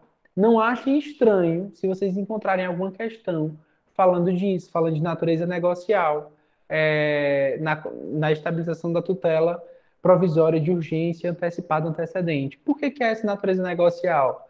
É porque há em si uma conformação das partes. O autor se conforma em ter formulado, em ter em seu favor apenas uma tutela provisória e não ter o comando final, não ter a tutela definitiva, e o réu se conforma com aquela imposição que foi feita a ele de cumprir aquela decisão. Por isso que alguns falam dessa natureza negocial. Vamos estudar agora e entender, esquematizando, essa estabilização da tutela provisória de urgência antecipada antecedente. É a única tutela que pode estabilizar. Vamos lembrar. Tutela provisória Ela pode ser de urgência, pode ser da evidência. A evidência não tem espécie nenhuma, morreu, ficou bem ali. E a de evidência, ela só pode ser pedida de forma incidental. Se ela só pode ser pedida de forma incidental, já no curso do processo, não tem como se estabilizar. Não faz sentido. Não faz sentido, porque se há processo, vai haver coisa julgada, né? O que se estabiliza, a noção de estabilização, turma, é estabilizar sem coisa julgada. É estabilizar sem processo, sem decisão final. Vejam, artigo 304. A tutela antecipada, não, a tutela antecipada concedida nos termos do artigo 303, ou seja, de forma antecedente, torna-se estável. Não é coisa julgada. Definitivamente não é coisa julgada, é apenas uma instabilidade. Se a decisão que a conceder não foi interposto o respectivo recurso. Certo. Então, houve a concessão da tutela antecipada, e em face dessa decisão, não houve recurso do réu. O CPC fala que, não havendo recurso, essa decisão pode se estabilizar. Ian, mas é necessário mesmo que haja recurso? Ou se a parte, vamos supor, o réu não recorreu, mas ele contestou. E aí? Seguinte, as turmas do STJ hoje estão divididas. Então, hoje, início de 2022, para você que está assistindo essa aula depois, saiba que hoje as turmas estão divididas. Existe uma turma que adota uma posição interpretação restritiva. Exatamente, Roberto, é polêmico. Adota uma interpretação restritiva, dizendo que o legislador falou em recurso, então tem que haver recurso. E qual o recurso aqui, turma? Agravo de instrumento. Por essa interpretação restritiva, tem se interposto o agravo de instrumento para a tutela provisória não se estabilizar. Pronto. Essa é a noção da interpretação restritiva. Restringe-se à literalidade da lei. É necessária interposição de recurso. Já a outra turma, ela faz interpretação sistemática e teleológica. Inclusive, falando assim, olha, entender que é necessária a interposição de recurso inclusive, induzir a multiplicidade de processos. É induzir a multiplicidade de processos. Obrigar que, inclusive, que algo voluntário, recurso é voluntário, a gente vai estudar isso, seja feito de forma forçada, seja feito de forma obrigatória. E por todo o conjunto, se o réu se manifesta de forma inconformado com aquela tutela, com aquele pedido, com aquela decisão da forma como foi feita, por meio de uma contestação, dando prosseguimento ao procedimento, não precisa necessariamente do recurso. Então, para a interpretação sistemática e teleológica, além de não ser interposto recurso, o réu não deve ter feito nenhum outro, promovido e realizado nenhum outro ato que demonstre inconformidade, insatisfação e resignação com a tutela concedida. Beleza? Essa é a divisão entre as turmas. Interpretação restritiva, interpretação sistemática e teleológica. Caindo em prova objetiva, veja, você tem que analisar. A questão está falando da jurisprudência?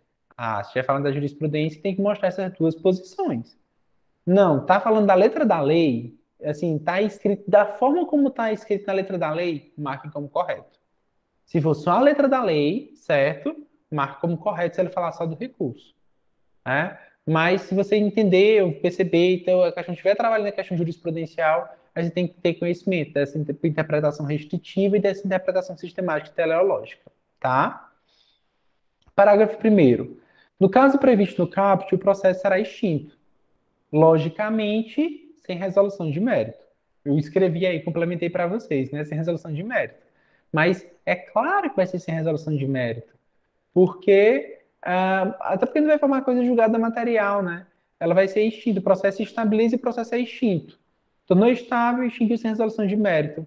Até porque não vai vir um provimento final, não vai vir um provimento definitivo. Vem apenas essa decisão, essa sentença extinguindo o processo sem resolução de mérito. Parágrafo 2º, qualquer das partes poderá demandar a outra com o intuito de rever, reformar ou invalidar essa tutela. Então, tanto o autor quanto o réu pode rever. Ian, peraí, agora ficou confuso. Você me disse que a tutela provisória de urgência antecipada antecedente, ela pode ser formulada apenas pelo autor. Confere? Confere. Se não há processo, apenas o autor pode formular esse processo, esse pedido, porque ele vai dar início a tudo isso. Tá. Então, o réu é que pode sofrer, vai sofrer as consequências dessa tutela eventualmente concedida. É isso? É isso. Mas o parágrafo segundo está falando de qualquer das partes. Por que que o autor teria interesse em reformar, invalidar ou rever? Justamente porque ele pode ter o intuito, ou pode ter, sentir a necessidade de ter um provimento definitivo. Concorda? Ah, inclusive por isso. Então, é por isso que é qualquer das partes, tanto o autor quanto o réu. Tá? Então, assim, se a questão vier, somente o réu pode, errado, é qualquer das partes. Fiquem atentos com esses pegas bobos de letra de lei que a FCC realiza, faz, enfim. Parágrafo terceiro, slide seguinte. A tutela antecipada conservará seus efeitos enquanto não revista, reformada e validada por decisão de mérito. Então, enquanto não houver uma superveniência de outra decisão, aquela tutela que se estabilizou, ela permanece produzindo efeitos.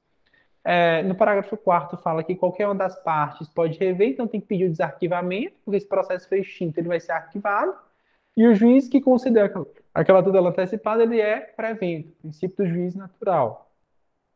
No parágrafo 5º traz-se o prazo decadencial de 2 anos para esse pedido, esse direito de rever, reformar ou invalidar a tutela antecipada, que não tem nada a ver com a ação rescisória. Gente, a questão trouxe ação rescisória e estabilização de tutela antecipada no mesmo item, está errado. A não ser que ele fale justamente isso, né? Que não se aplica a ação rescisória no âmbito da tutela provisória antecipada da estabilização. Mas qualquer associação de ação rescisória com estabilização de tutela provisória é errado. É errado, é errado, é errado. Vocês vão ver como vários itens o examinador quer induzir você a esse erro. CESP adora fazer isso, a FCC também fez em algumas questões, lembrem disso. E no parágrafo 6º, está falando que não faz coisa julgada, algo que eu já tinha antecipado para vocês. Agora, turma, a gente chega num ponto bem delicado, que foi esse entendimento jurisprudencial que eu estava comentando, que é o voto da ministra Nancy, e é muito didático, muito, muito, muito rico. Perceba o seguinte, que com a decisão da tutela, pela letra da lei, se a gente não faz uma leitura rápida, apressada, a gente teria o quê? Da decisão, de uma decisão interlocutória, o que é que surge de imediato? Qual o primeiro prazo recursal que surge? Surge um prazo para o réu de recorrer agravo de instrumento, 15 dias. Concorda, né? Isso nas aulas de recurso vai ficar mais claro ainda, mas se foi concedida uma decisão interlocutória em desfavor do réu, imediatamente dispara um prazo de 15 dias para ele recorrer por meio de agravo de instrumento daquela decisão. Beleza. Se o réu não recorrer, a tutela pode se estabilizar, né? Mas lembra que no procedimento, o que é que a gente tem no procedimento? Que o magistrado pode não, deve dar um prazo de 15 dias para o autor emendar inicial. Ian, mas e agora se os dois prazos forem concomitantes? Se começar os 15 dias para o autor aditar e os 15 dias para recorrer, e eles acabarem justamente no mesmo dia, como é que vai? Aí nunca vai haver estabilização, porque se o autor quiser que se estabilize, ele não vai aditar inicial, ele não tem que aditar, ele tem que. Porque quando ele adita, no aditamento da inicial, o autor fala o seguinte: Poder Judiciário, eu desejo que o meu processo tenha uma tutela definitiva. Então, está aditando aqui para a gente prosseguir. Porque é o aditamento que faz com que o processo vá para o procedimento comum. Lembra aquele slide que eu botei, o verdinho e o roxo? O que é que marca a passagem do rito da tutela provisória de urgência antecipada antecedente para o procedimento comum? É o aditamento. Seja o aditamento em 15 dias, porque houve a concessão da tutela, seja o aditamento em 5 dias, porque o juiz mandou aditar, porque não apareceu, não viu que era caso de conceder. Então, é essa postura do autor que muda o procedimento, que leva o procedimento comum. E ao chegar no procedimento comum, o que é que nós vamos ter? Nós vamos ter uma tutela definitiva, vai ter uma cognição exauriente e vai ter uma cognição definitiva. Tá, então como é que a gente resolve essa confusão entre prazos? E aí é que eu estava elogiando muito a Nisha Nancy, trouxe uns 3 slides, fiz alguns destaques em vermelho. Eu queria ler explicando para vocês, porque é muito didático para a gente ficar bem claro realmente. Vejam só. 9. O propósito da previsão dos artigos 303 e 304 CPC é especificamente proporcionar oportunidade à estabilização da medida provisória satisfativa. Ela está falando de quê? Está falando da tutela antecipada antecedente, né? Porque satisfativa é antecipada. 303, 304 a gente já estudou. No 10. O procedimento da tutela provisória é, portanto, eventualmente autônomo em relação à tutela definitiva. Por quê? Porque para passar desse procedimento de tutela provisória antecipado antecedente para o definitivo, precisa haver o quê? O agitamento da petição inicial. Pois, para a superação dessa autonomia, é preciso que o requerido recorra da decisão que concede antecipação da tutela, sob pena de a tutela estabilizar-se e o processo ser extinto. Eu falei para vocês que o que marca essa passagem é o aditamento da inicial, mas uma postura do réu pode ensejar que haja esse aditamento. É o fato dele recorrer. Se ele recorreu, vai impedir a estabilização, então o processo tem que seguir, de conhecimento também. Certo. No 11. Como na inicial da tutela antecipada antecedente, o autor somente faz indicação do pedido da tutela final, existe a previsão de que deve complementar sua argumentação com a confirmação do pedido de tutela final, no prazo de 15 dias ou outro maior fixado pelo juiz. Aqui, no 12, está o ponto alto da decisão. Algo que eu quero que vocês gravem, pode escrever no Vademécum, enfim. Então, os prazos do requerido para recorrer e do autor para aditar a inicial não são concomitantes, mas subsequentes. Então, esses dois prazos, esse prazo de 15 dias, eventualmente do autor aditar inicial, e esse prazo de 15 dias para o réu recorrer por meio de agravo do instrumento, eles não acontecem de forma paralela, eles são subsequentes. Primeiro, claro, tem esse prazo recursal, que o prazo recursal decorre da própria publicação, da própria intimação da decisão. E depois é que vai surgir esse prazo para aditar inicial. E é justamente por isso que nessa jurisprudência ela diz o seguinte: o magistrado, quando for intimar para essa finalidade de aditamento da inicial, tem que expressamente indicar a parte, ao autor, que é essa a finalidade daquela intimação. Por quê? Solução diversa acarretaria vulnerar os princípios da economia processual e da primazia do julgamento de mérito, porquanto poderia resultar na extinção do processo, a despeito de eventual ausência de contraposição por parte do adversário do autor. O que ela está falando aqui nesse item? É assim, você lembra que se o autor não aditar iniciar o processo é extinto? Ele fez um pedido de forma antecedente. Se ele não aditar, o processo vai ser extinto. Então, assim, o processo seria extinto com a revogação, né? Se ele não aditar. Se não houver aditamento, ele vai ser extinto com a revogação. Mas, para ser extinto com a estabilização, precisa o réu não recorrer. Não recorrer e não se manifestar, né, de forma contrária à decisão. Então, olha o que ela fala no 14. Como a interposição do agravo de instrumento é eventual, por quê? Porque recorrer não é obrigatório, e representa um marco indispensável para a passagem do procedimento provisório para a tutela definitiva, impõe-se a intimação específica do autor para que tome conhecimento desta circunstância, sendo indicada expressa e precisamente a necessidade que complemente essa argumentação e pedidos. Então, qual é a grande conclusão da ministra Nancy? Voto de agosto de 2020.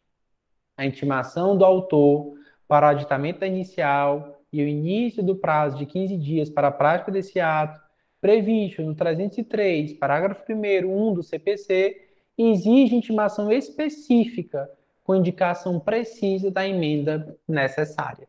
Certo? Lembrando que os prazos, portanto, não são concomitantes na visão da jurisprudência, mas sim subsequentes. Maravilha, turma. Esse era um ponto alto, um ponto muito alto, realmente. É uma discussão muito, muito boa. Tá? A jurisprudência, a doutrina estava super dividida, não conseguia explicar isso direito. A ministra Nancy deu uma aula aí na terceira turma.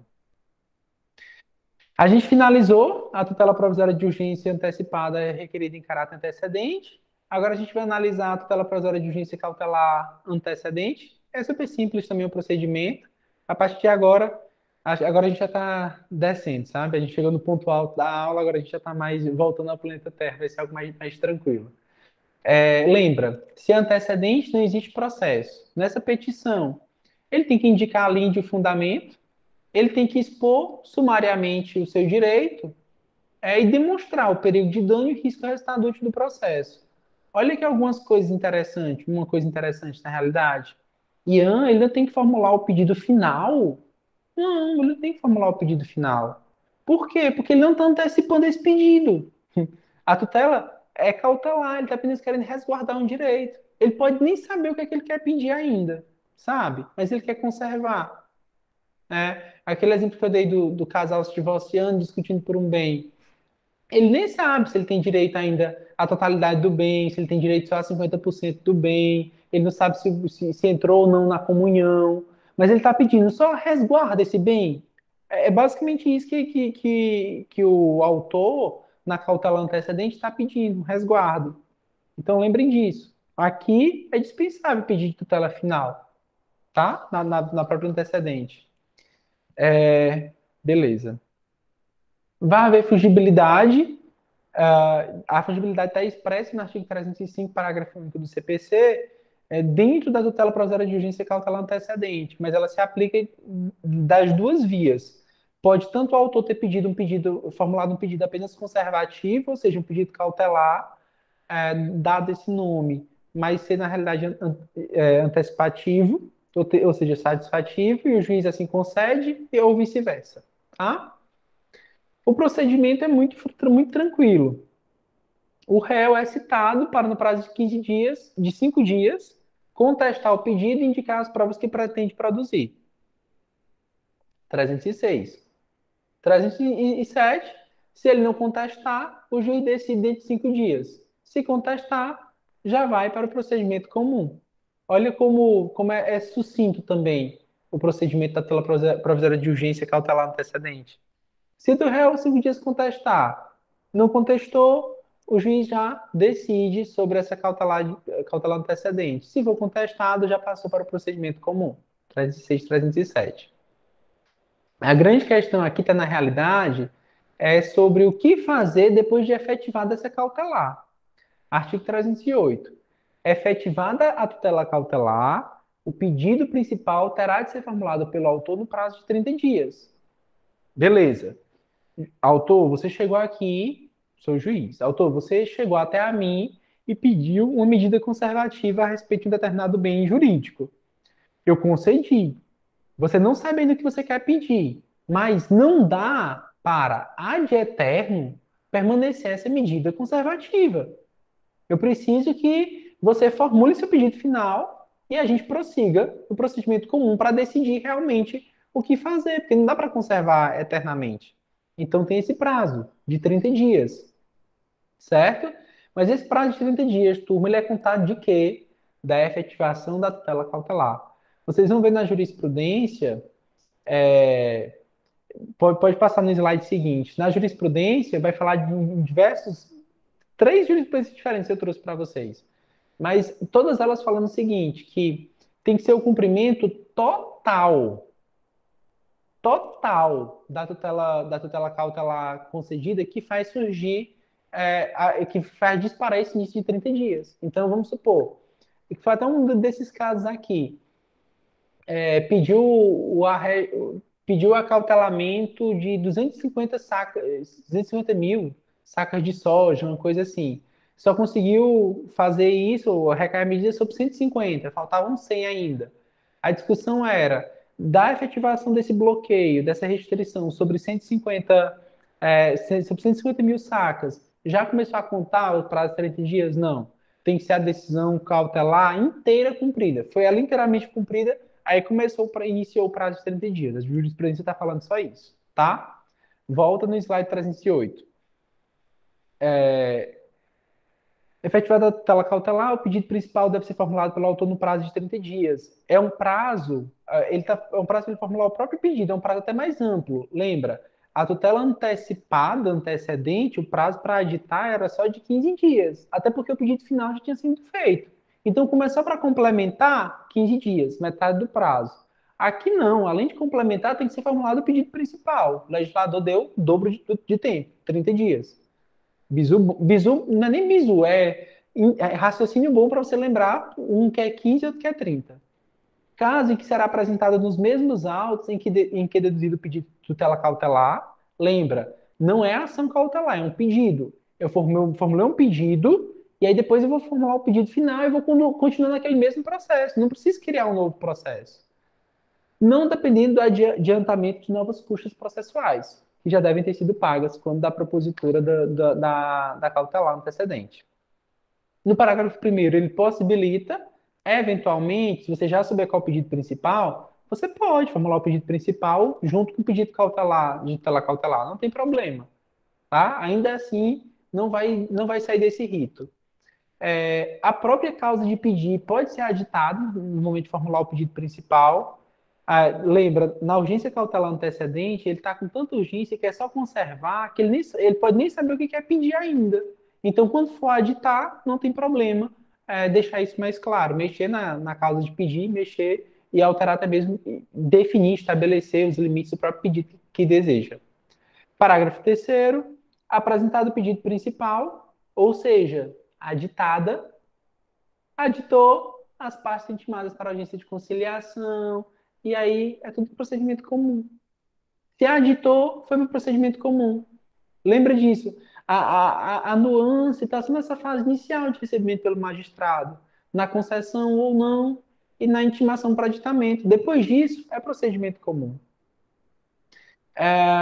No slide, depois da jurisprudência, eu trouxe o seguinte: a tutela provisória de urgência ela vai perder a eficácia se o pedido principal não for deduzido no prazo legal, lembra da boa-fé, ela não pode simplesmente querer que se prolongue no tempo uma medida conservativa de forma, né, infinita, ele está utilizando mal, o autor está se utilizando de forma indevida do judiciário, então por isso é que ela pode perder a eficácia. Essas são as eficácias legais, as razões de perder a eficácia legal. Se não foi efetivado em 30 dias, a contar da concessão. Então, assim, ele pediu, conseguiu, mas não foi efetivado em 30 dias. Há uma discussão, e é importante vocês lembrarem, que não foi efetivada, essa, assim, de perder a eficácia, não foi efetivada em 30 dias, se o próprio autor não se mobilizar para efetivar em 30 dias. Ou seja, se ele ficar inerte. Mas, assim, se ele demonstrar que está tentando e não está conseguindo, nesse exemplo que eu dei das sacas de soja, a decisão foi de 250, conseguiu bloquear 150, ainda faltam 100. Aí quer dizer que se ele não conseguir bloquear essas outras 100 em 30 dias, vai perder a eficácia? Não. Se ele estiver tentando, se ele estiver fazendo, assim, colaborando com o judiciário para isso, não vai perder. Aqui não foi efetivado em 30 dias por inércia do autor. E, claro, se o pedido principal for julgado improcedente ou o processo foi extinto sem resolução de mérito. No 309, parágrafo único, tem um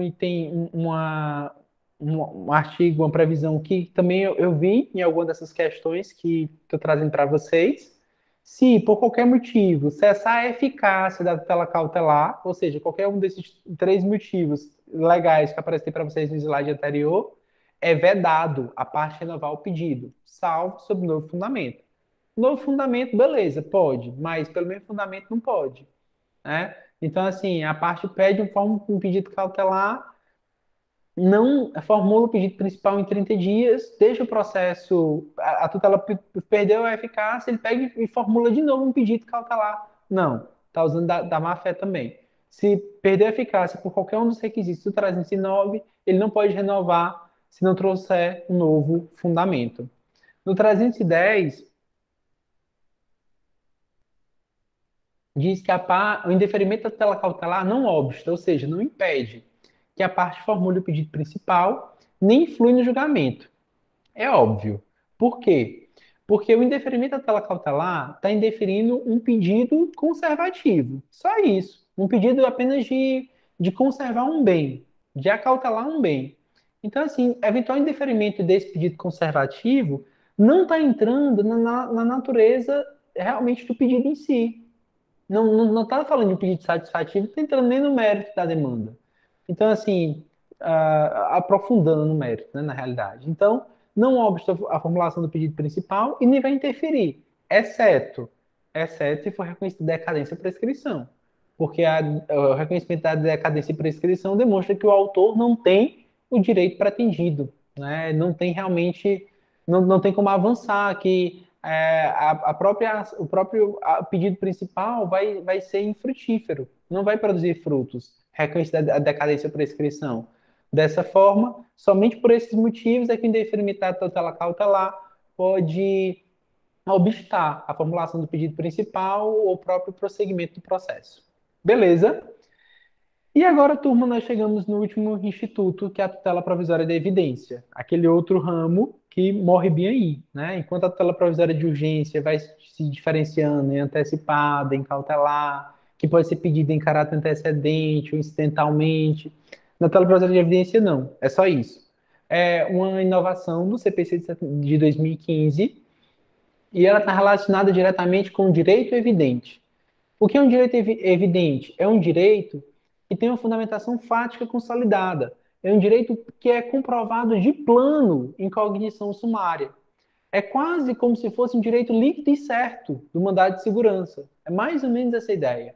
Tá? Então, assim, o direito é bastante evidente. E justamente pelo direito ser muito evidente, é que é possível essa concessão de tutela provisória de evidência. Justamente em razão desses limites da tutela provisória de evidência, que não precisa da demonstração de urgência, tendo em vista que a evidência é tão grande, que o direito é tão evidente, que não precisa nem ser urgente. Nossa, mas é tão patente que você tem esse direito, que não faz sentido a gente esperar o processo. Não faz sentido essa demora. Que está previsto nas hipóteses taxativas do rol do 311 do CPC. Isso é importante. A tutela provisória de urgência, ela não tem hipóteses taxativas, porque é um pedido de urgência. Existe um rol de pedidos de urgência? Não, não tem. O que é urgente? Como é que o legislador poderia pressupor que é urgente delimitar em um rol? Não tem como isso acontecer. Mas na tutela provisória de evidência, aí sim. Aí tem como o legislador, e como ele de fato fez, delimitar quais são as situações em que há um direito muito evidente e que, portanto, pode fazer jus à tutela provisória. Então, não se assuste quando vê ou encontrar alguma questão falando que a tutela provisória de evidência está prevista em rol taxativo, porque é verdade. A tutela provisória de urgência, não. Falou taxatividade de tutela provisória de urgência, está errado, está falso, mas na evidência está certo. Busca, portanto, tutela jurisdicional tempestiva, considerando a razoável duração do processo, não há um perigo na demora, mas quer inverter o ônus temporal do processo. Eu já expliquei isso para vocês, né? A demora do processo que ela pode acarretar, a tutela da evidência inverte esse ônus. São 4 possibilidades. O rol taxativo tem 4 incisos. No primeiro, ele diz o seguinte: ficar caracterizado o abuso do direito de defesa ou manifesto propósito protelatório da parte. A doutrina chama essa tutela provisória, essa tutela de evidência, de tutela de evidência punitiva. Está punindo o comportamento da parte que está abusando do direito de defesa ou que está apenas protelando o processo, que está prolongando de forma desnecessária e desarrazoada o feito. É a tutela da evidência punitiva. Gente, se tem abuso de defesa e eu tenho um caráter protelatório, ela necessita do contraditório. Claro, do contraditório prévio. Todas são necessidades de contraditório, mas algumas precisam de contraditório prévio e outras esse contraditório pode ser diferido. Na hipótese do inciso 1, para ficar caracterizado o abuso de direito de defesa, precisa desse contraditório prévio.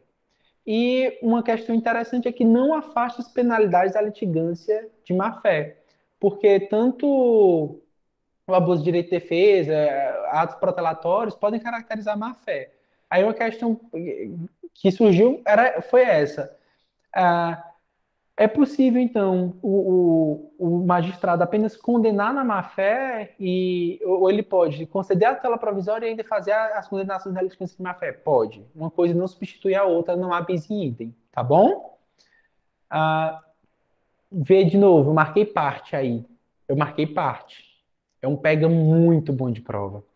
Sabe, se escrever e ficar caracterizado abuso de direito de defesa, o manifesto de propósito protelatório do réu. Tá certo? Não, tá errado. É da parte. Porque lembra que eu falei que a tutela provisória incidental ela pode ser concedida tanto em favor do autor quanto em favor do réu? É uma situação meio não, não é nem difícil. É rara. Não é nem rara, é comum, mas rara. Enfim, em que o autor ele pode eventualmente conseguir ou estar numa situação jurídica é, relativamente favorável no processo, começar a ter atos protelatórios e o próprio réu conseguir uma tutela provisória de evidência no curso do processo em desfavor do autor. É possível. Olha aqui, pela redação é possível e de fato é possível, tá? Então, o que se analisa é a parte. É a parte. Tutela provisória da evidência, risquem, assim, sublinhem esse parte. Não é autor, não é réu, é parte, tá? Beleza. No 2, as alegações de fato puderem ser comprovadas apenas documentalmente e houver tese firmada em julgamento de casos repetitivos ou súmula vinculante. Nesse caso, não existe uma dupla evidência. Existe uma evidência fática e existe uma evidência jurídica. A evidência fática está comprovada pelos documentos e a evidência jurídica está com base nos repetitivos ou súmula vinculante. Essa dupla evidência permite a concessão da tutela provisória de evidência sem a oitiva até mesmo do réu, sem a oitiva prévia do réu. Ou seja, o contraditório aqui vai ser diferido. No 3, nós temos a questão da ação de depósito.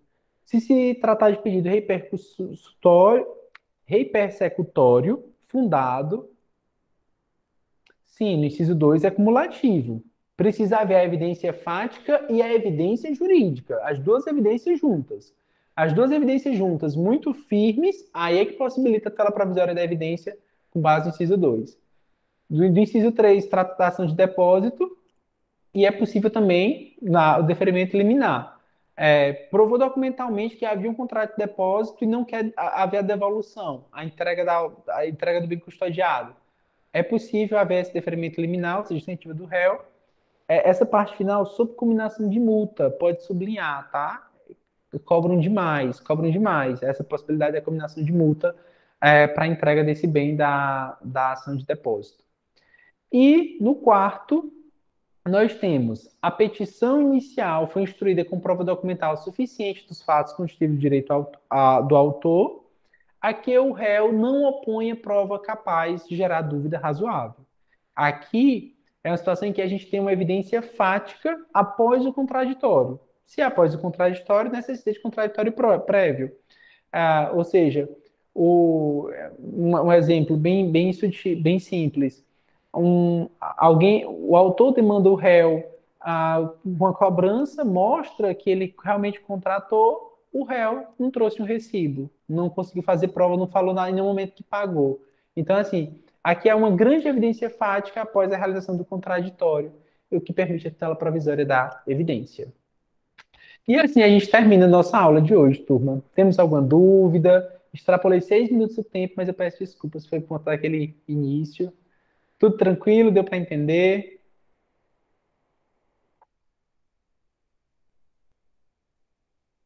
Algum questionamento?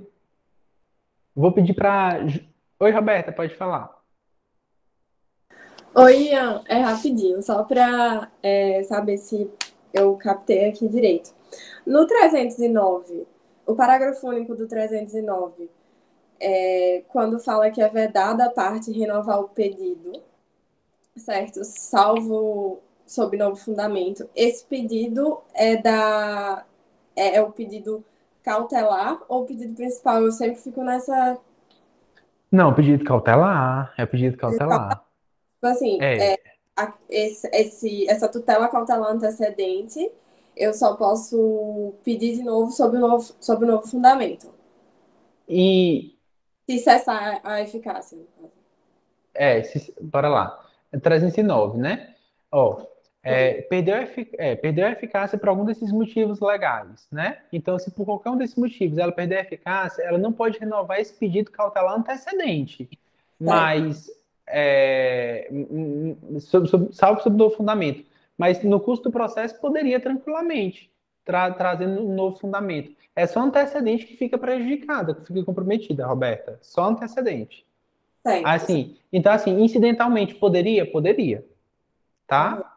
tá bom, entendi. Incidentalmente poderia, entendeu? Obrigada. Beleza. Nada. Foi clara a aula? Deu para compreender? Sim, muito boa. Maravilhosa. Ótimo.